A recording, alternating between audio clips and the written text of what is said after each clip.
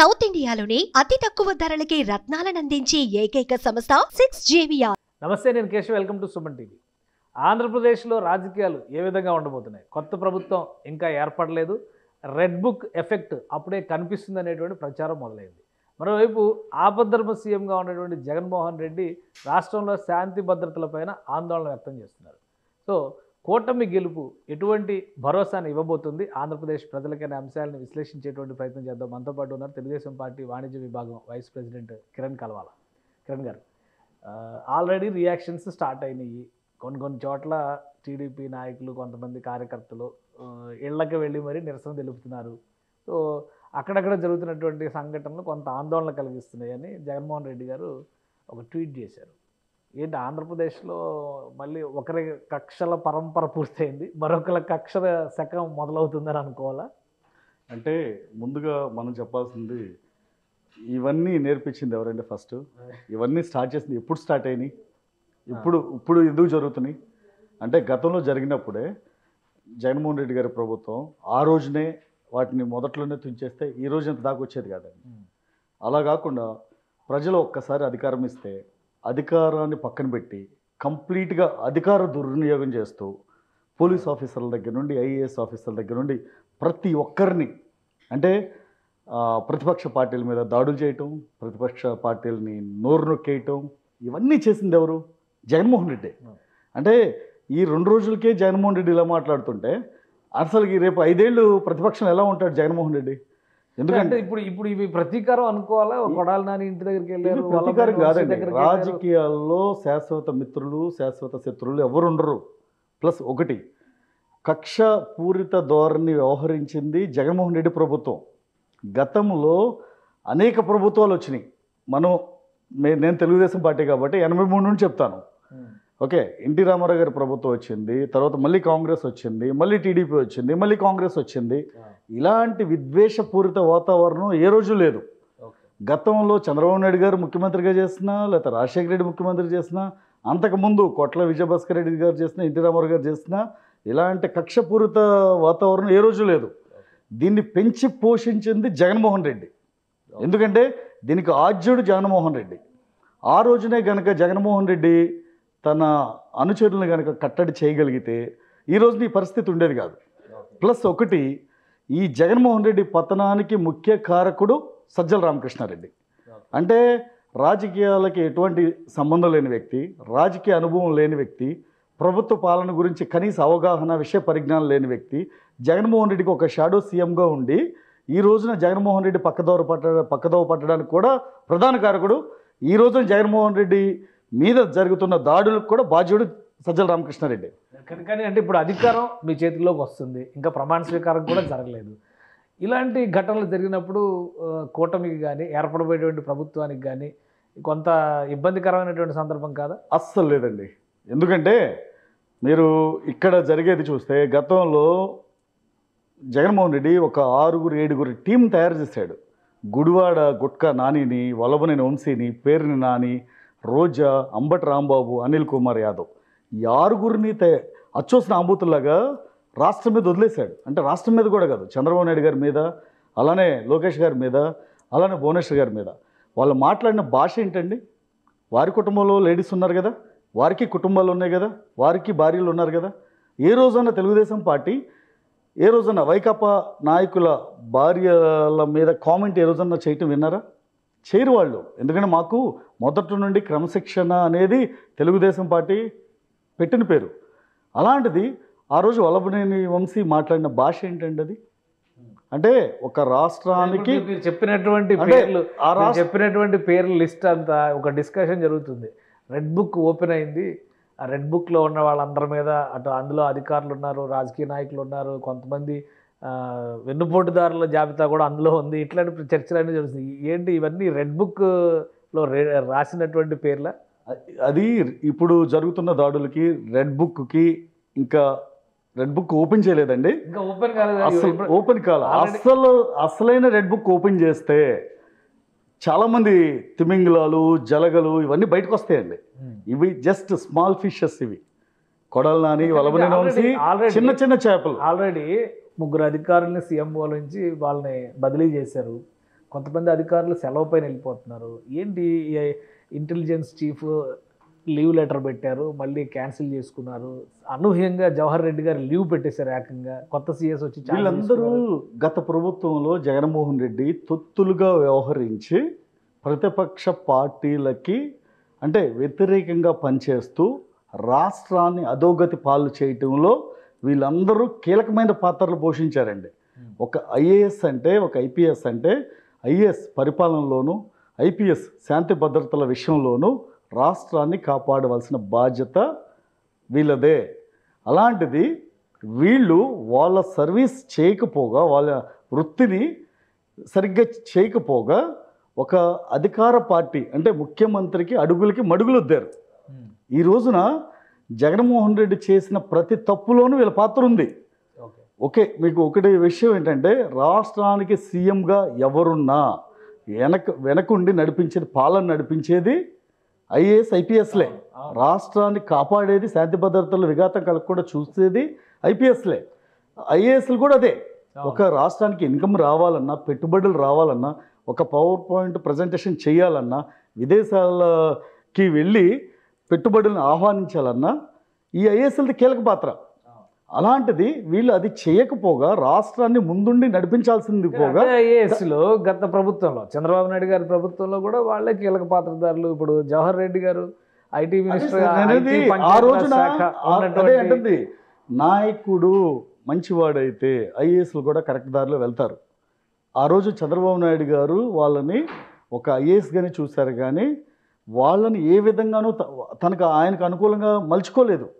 ఇప్పుడు జవహర్ రెడ్డి గారు గతంలో ఇప్పుడు కాదండి, గతంలో ఫస్ట్ టైం ముఖ్యమంత్రి అయినప్పుడు కూడా చంద్రబాబు నాయుడు గారు వెలుగు ప్రాజెక్ట్ డైరెక్టర్గా ఉన్నారు జవహర్ రెడ్డి గారు. అంటే తర్వాత ఈక్వేషన్స్ మారిపోయినాయి. కులాల వారీగా రాజకీయాలు విడిపోయినప్పుడు ఇక్కడ జగన్మోహన్ రెడ్డి వచ్చిన తర్వాత మీరు ఒక్క విషయం చూస్తే గత 5 ఏళ్లలో 750 మంది రెడ్లకి అంటే తన సామాజిక వర్గానికి జగన్మోహన్ రెడ్డి ఫస్ట్ కీలకమైన బాధ్యతలు అప్పచెప్పాడు. కీలకమైన పదవుల్లో అది సలహాదారులు కావచ్చు, యూనివర్సిటీ వైస్ ఛాన్సలర్లు కావచ్చు, అలానే రాజకీయ అంటే ముఖ్యమైన విభాగాల్లో ఎవరైనా అవ్వచ్చు, మైనింగ్ కార్పొరేషన్ అవ్వచ్చు, ఇంకోటి ఏదైనా అవ్వచ్చు. అంటే గతంలో జగన్మోహన్ రెడ్డికి ఓటేసింది ఒక రెడ్డి సామాజిక వర్గం ఓటేస్తే జగన్మోహన్ రెడ్డి గెలిచాడా? అంటే ఇక వేరే సామాజిక వర్గం లేదా? అలానే కదా. ఇప్పుడు అధికారుల్లో పొన్నం మాలకొండయ్య సీఎంఓలో కీలకమైన పొజిషన్లో ఉన్నారు. గతంలో చంద్రబాబు నాయుడు గారి హయాంలో చంద్రబాబు నాయుడు గారి హయాంలో కూడా ఆమె హెల్త్ డిపార్ట్మెంట్ చూశారు. అలానే ఇప్పుడు జవహర్ రెడ్డి గారు పంచాయతీరాజ్ శాఖ చూశారు, ధనంజయ రెడ్డి గారు వ్యవసాయ శాఖ చూశారు. అదేనండి, వీళ్ళందరూ ఒక కీ పొజిషన్స్లో అప్పుడు ఉన్నప్పుడు వాళ్ళ నిబద్ధత మీద నమ్మకం ఉన్నప్పుడు ఇప్పుడు అనుమానించాల్సిన పరిస్థితి ఎలా చేశారు కదా. ఇప్పుడు జవహర్ రెడ్డిని చూసుకుంటే ఎన్నికలు సక్రమంగా నిర్వహించాడా? జగన్మోహన్ రెడ్డి తొత్తుగా వ్యవహరించాడు కదా. అంటే ఇప్పుడు తను ఒక గవర్నమెంట్లో ఉన్నతమైన స్థానంలో ఉన్న వ్యక్తి ఎవరికి సపోర్ట్ చేయాలి? ఎవరికి చేయకూడదు. అంటే తను రాజకీయ పార్టీలు అనేవి 5 ఏళ్ళకి ఒకసారి మారుతూ ఉంటాయి. జవహర్ రెడ్డి మారాడే. జవహర్ రెడ్డి మారేదల్లా పొజిషన్ మారుతుంది కానీ లేదా డిపార్ట్మెంట్ మారుతుంది కానీ రాజకీయాలు మారవే. గెలిపోవటంతో వాళ్ళకి సంబంధం లేదే. అంటే తన సర్వీస్ ఒక్కసారి సర్వీస్లోకి ఎంటర్ అయిన తర్వాత తన రిటైర్మెంట్ వరకు నిబద్ధతతో పనిచేయాలి. రాజకీయ నాయకుడు ఈ రోజు కాకపోతే రెండో రోజు రిజైన్ చేసి వెళ్ళిపోవచ్చు. ఓడిపోతే రాజకీయ పుట్టగతులు ఉండవు. అలాంటి రాజకీయ నాయకులు వెనకాలండి వాళ్ళు చెప్పినట్టు తొత్తులుగా మారి ఈ రోజున వాళ్ళ కెరీర్ని నాశనం చేసుకునే పరిస్థితికి వచ్చారు. గతంలో సిఐడి సునీల్ కుమార్ కానివ్వండి, సిఐడి సంజయ్ కానివ్వండి, వీళ్ళందరూ చంద్రబాబు నాయుడు గారు అరెస్ట్ అప్పుడు ఏ విధంగా పనిచేస్తారు? వీళ్ళు అర్ధరాత్రి పూట వీళ్ళు చేసిన మంత్రాంగం ఏంటి, పన్నాగం ఏంటి, ఇవన్నీ ప్రజలు గమనిస్తున్నారండి. లోకేష్ గారు అదే చెప్పారు. రెడ్ బుక్ అంటే ఈ రెడ్ బుక్లో ఉన్నదానికి ఈ రోజున ఒక చిల్లర వ్యక్తుల మీద జరుగుతున్న దాడికి సంబంధం లేదండి.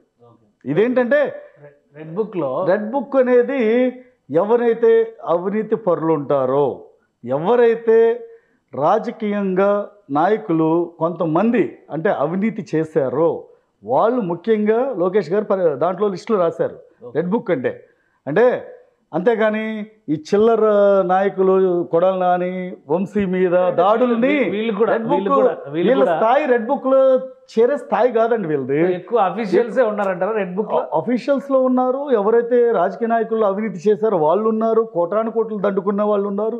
జగన్మోహన్ రెడ్డి అక్రమ మద్యంని ఈ రోజున సొంత డిస్టిలరీస్ కంపెనీస్ పెట్టి వాళ్ళు అంటే ఈ రోజున డిజిటల్ పేమెంట్స్ లేకుండా క్యాష్ ఎవరైతే తీసుకున్నారో వాళ్ళు ఉన్నారు, అడ్డగోలుగా మైనింగ్ తవ్విన వాళ్ళు ఉన్నారు, అడ్డగోలుగా ఇసుకుని దందాలు చేసిన వాళ్ళు ఉన్నారు, వాళ్ళందరూ ఉన్నారు. అంతేగాని ఈ చిల్లర వ్యక్తులు వీళ్ళ స్థాయి వాళ్ళ మీద కూడా యాక్షన్ మొదలైపోయింది. ఎందుకంటే దొంతిరెడ్డి వాసుదేవరెడ్డి ఇంట్లో తనిఖీలు మొదలైనాయి నుంచి సిఐడి అధికారులు యాక్షన్ అంటే యాక్షన్ అంటే ఇంకా మాకు ప్రమాణ స్వీకారం చేయడానికి ఇంకా 5 రోజుల్లో వ్యవధి ఉంది. ఓకే, ఈ మధ్యలో జరిగేవి వల్లభనేని వంశీ మాట్లాడిన మాటలకి, కొడాలి నాని మాట్లాడిన మాటలకి అది మా కార్యకర్తల ఫ్రస్ట్రేషన్. అది జనరల్గా టీడీపీ ఆఫీస్ మీద దాడి చేస్తే అప్పటి గౌరవ ముఖ్యమంత్రి జగన్మోహన్ రెడ్డి అన్న పదం ఏంటి? మా నాయకుల ఫ్రస్ట్రేషన్. సేమ్ మా కార్యకర్తల ఫ్రస్ట్రేషన్ అది. దానికి అది గొడవ అంటే మేము ఒప్పుకోము. జనరల్గా తల్లి లాంటి బోనమ్మని అన్నాడు కాబట్టి వంశీని, దానికి అంటే అది రివెంజ్ కూడా కాదు, బదులు ఇచ్చారు అంతే. ఉన్నాడేమో కొడాలి నాని ఉన్నాడేమో పలకరించి ఒక్కసారి అరే బాబు నువ్వు ఇలా మాట్లాడకూడదు, రాజకీయ సన్యాసం చేస్తా అన్నావు, రాజకీయ సన్యాసం చేస్తా అన్నావు, ఒకసారి గుర్తు చేద్దామని వచ్చారంతే. గొడవకు రాలేదండి.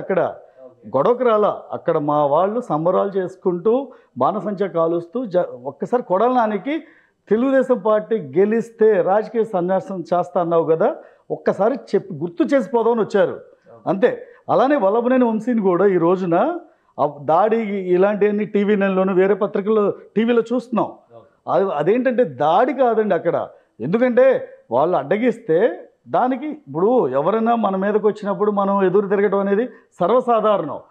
ఇప్పుడు అక్కడికి వచ్చినప్పుడు అదే వల్లభనేని వంశీకి కూడా కలిసి బాబు నువ్వు ఆ రోజు మాట్లాడింది తప్పు అని చెప్దామని వెళ్తే వీళ్ళు ఎదురు దాడి చేస్తే దానికి దాడి అంటే ఎలా? అది కార్యకర్తల ఫ్రస్ట్రేషన్ అనుకోవచ్చు కదా. మీ వైపు నుంచి చూస్తే కూడా, పార్టీ వైపు నుంచి కానీ కార్యకర్తల వైపు నుంచి ప్రజలు ఇచ్చినటువంటి జడ్జిమెంట్ అనేది చాలా ముఖ్యమైనటువంటి కీలక బాధ్యత మీకు అప్పగించారు అనేటువంటి పరిస్థితి ఉంది. కానీ ఇది రిటర్న్ గిఫ్ట్ల మీద ఫోకస్ పెడుతున్నట్టుగా కనిపించడం లేదా? ఇది రిటర్న్ గిఫ్ట్లు కాదండి. ఎందుకంటే మీరు ఒకటికి నేను 10 సార్లు చెప్తున్నాను, ఇది రిటర్న్ గిఫ్ట్ కాదు. రిటర్న్ గిఫ్ట్ అంటే జగన్మోహన్ రెడ్డిని, చంద్రబాబు నాయుడు గారిని 53 రోజులు జైల్లో పెడితే జగన్మోహన్ రెడ్డిని 150 రోజులు జైల్లో పెట్టాలి. అది రిటర్న్ గిఫ్ట్. అది తెలుగుదేశం పార్టీ కానీ తెలుగుదేశం ప్రభుత్వం చేయదు. అది అధికారులు, చట్టం, కోర్టులు చూసుకుంటాయి. గత 10 ఏళ్ల నుండి బెయిల్ మీద ఉంటూ ఓకే గత ఆల్మోస్ట్ 3000 సార్లు వాయిదాలు తీసుకున్న వ్యక్తి జగన్మోహన్ రెడ్డి. ఆ రోజున అధికారం ఉంది కాబట్టి జగన్మోహన్ రెడ్డి తను అనుకున్నది సాధించగలిగాడు, వ్యవస్థలు మేనేజ్ చేయగలిగాడు. ఇప్పుడు వ్యవస్థలు మేనేజ్ చేయగలడా లేదా అనేది తన మీద ఆధారపడి ఉంది, మా మీద కాదు. ఎందుకంటే ఆ నీచ సంస్కృతి, విష సంస్కృతి తెలుగుదేశం పార్టీకి లేదు, ఏ రోజు లేదు. వ్యవస్థలను మేనేజ్ చేస్తాడా చేయడా అనేది తన మీద ఆధారపడి ఉంది. ఎందుకంటే తన దగ్గర ఉన్న లెక్కలేనంత డబ్బు, అలానే అధికార దుర్వినియోగం, పోలీస్ ఆఫీసర్లు కానివ్వచ్చు, అడ్వకేట్స్ కానివ్వచ్చు, ఆ రోజున జగన్మోహన్ రెడ్డి తొత్తులుగా ఉన్నారు. వాళ్ళు ఈ రోజున మనిషిని మర్డర్ చేసి పార్సిల్ చేసిన వాడు కూడా బయటకు వస్తే వాడికి నీరాజనాలు బలుగుతున్నారు వైకాపా పార్టీలో. మరి అలాంటి పరిస్థితి నుండి రాష్ట్రానికి కాపాడాల్సింది ఎవరు? రేపు రాబోయే కొత్త ప్రభుత్వం. ప్రజలు ఒక మ్యాండేట్ ఇచ్చారు అంటే డెఫినెట్గా మీ కూటమి ప్రభుత్వం, ఎందుకంటే వన్ సైడ్ విక్టరీ 94% సభ్యులతో మీరు శాసనసభలో అడుగు పెట్టబోతున్నారు. తెలుగుదేశం 135, అటు జనసేన 21, బీజేపీ కూడా 7 సీట్లు, అంటే 8 సీట్లు. 10 అనుకున్న 10లో 3 గెలుస్తారు, 2 గెలుస్తారని అన్ని సర్వేలు చెప్తే 8 సీట్లు కొట్టారు బీజేపీ కూడా. సో ఒక థంపింగ్ మెజారిటీ. మేమే చాలా ఎక్స్పెక్టేషన్స్ ఉన్నాయి. ఏ విధంగా ఉండొచ్చు కూటమి కూర్పు? అంటే ఇక్కడ ప్రజలు అద్భుతమైన మ్యాండేట్ ఇచ్చారండి. ఇది ప్రజా తిరుగుబాటు. ఎందుకంటే ఈ తిరుగుబాటులో ప్రజల మధ్య అంటే పీపుల్ రెవల్యూషన్ అండి ఇది. ఎందుకంటే గత 5 ఏళ్ళ నుండి ప్రజలు చూసి విసిగి వేసారిపోయారు. ఎలా అంటే ప్రజలకి ఉచితం ఒకటే ఇవ్వటం కరెక్ట్ కాదండి. ప్రజలు దాన్ని చాలా తొందరగా గమనించారు. ఉచితంగా ఇచ్చేది 10,000, లాక్కునేది 1,00,000 రూపాయలు. అది గమనించారు. నెక్స్ట్ వచ్చేసి ఈ 5 ఏళ్ల పాలనలో ఒక్క ఇటుకు పెట్టి, ఒక బ్రిక్ పెట్టి, ఒక కంపెనీ కానీ లేదంటే ఒక మధ్యతరగతి కుటుంబానికి ఒక ఇల్లు కానీ ఇవ్వలేదు. నెక్స్ట్ ఎంతసేపు దోచుకోవటం. ఎక్కడ డబ్బులు వస్తాయా, బడికి రంగులేయటం తీయటం, వేస్తే డబ్బులు తీస్తే డబ్బులు. అలా ఒక రోడ్డు వేసిన పాపాను పోలేదు, ఒక అభివృద్ధి లేదు, కంపెనీ లేదు, ఏది చేయలేదు. ఆఖరికి ఒక మధ్యతరగతి కుటుంబం తాగే మందు మీద కూడా డిజిటల్ పేమెంట్స్ లేకుండా, ఆ మందు గతంలో 60 రూపాయలు ఉంటే ఈరోజు దాన్ని 220 రూపాయలకి అమ్ముతున్న పరిస్థితి. ప్రజలు ఒకటండి, ప్రజలు సామాన్య ప్రజలు నాయకుల కన్నా తెలియగలవాళ్ళు. ఎందుకంటే నాయకుడు ప్రతిసారి ఏ నాయకుడైనా గెలుద్దామనే వస్తాడు. అదే ప్రజలు నాయకుడిని కొంతమంది ఒక్కోసారి గెలిపిస్తారు, ఒక్కోసారి ఓడగొడతారు. ఇక్కడ ఎవరు నాయకుడు స్ట్రాంగ్ కాదు, ప్రజలు స్ట్రాంగ్. ఇక్కడ సామాన్య ప్రజలు ఒక అద్భుతమైన మ్యాండేట్ ఇచ్చారు.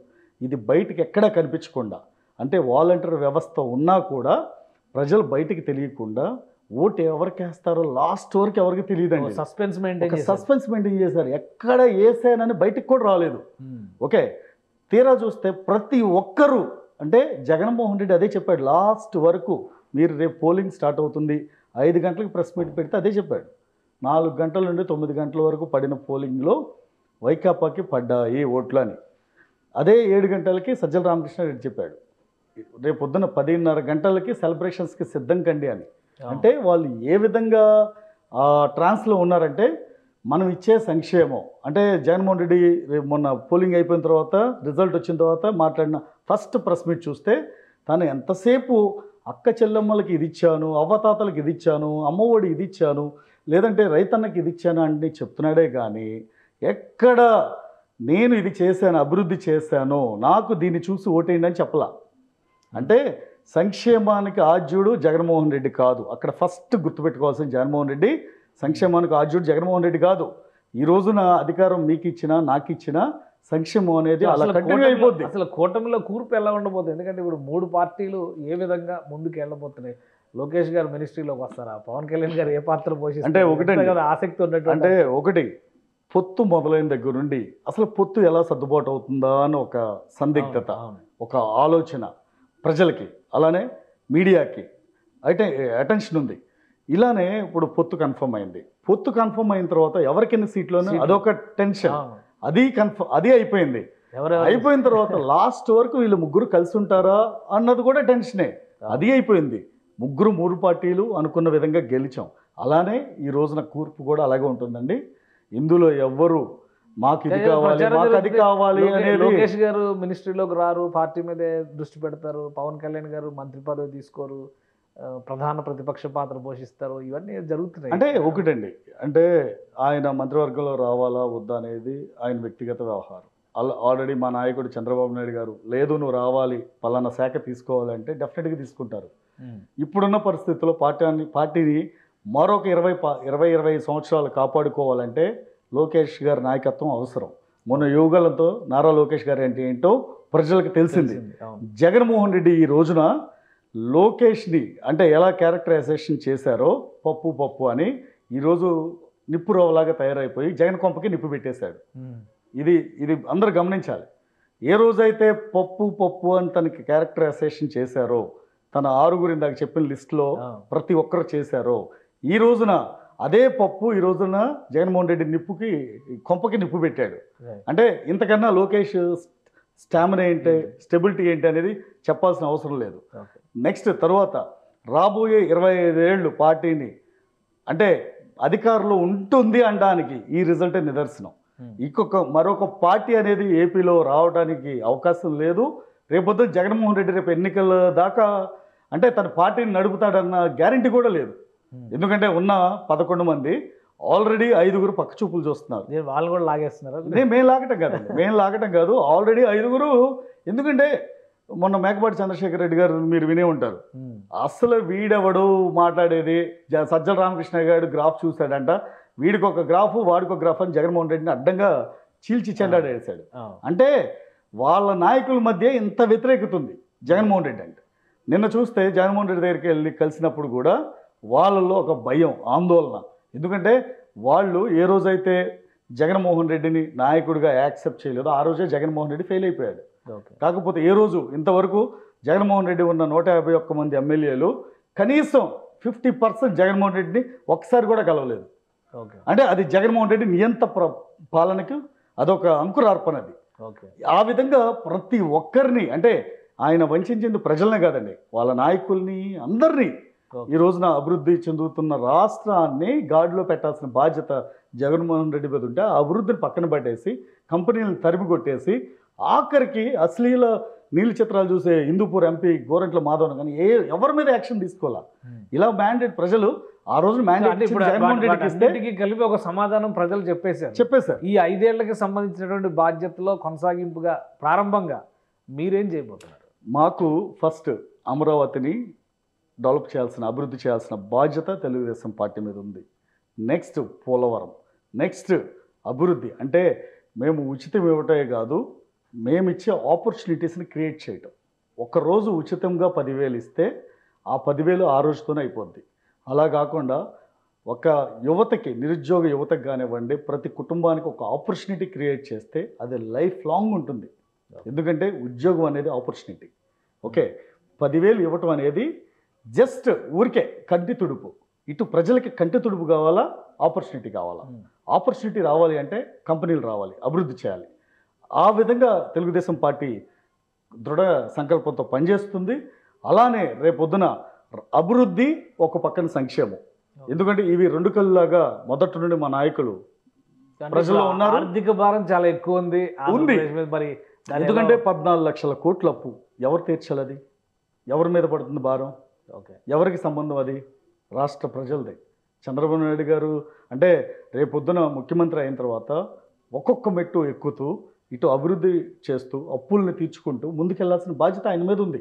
మందే ముందు ఓటేసేసాం, అయిపోయింది, రేపొద్దున నాకు ఇది రాలేదు అది రాలేదు అని ప్రజలు అనేస్తారు ఈజీగా.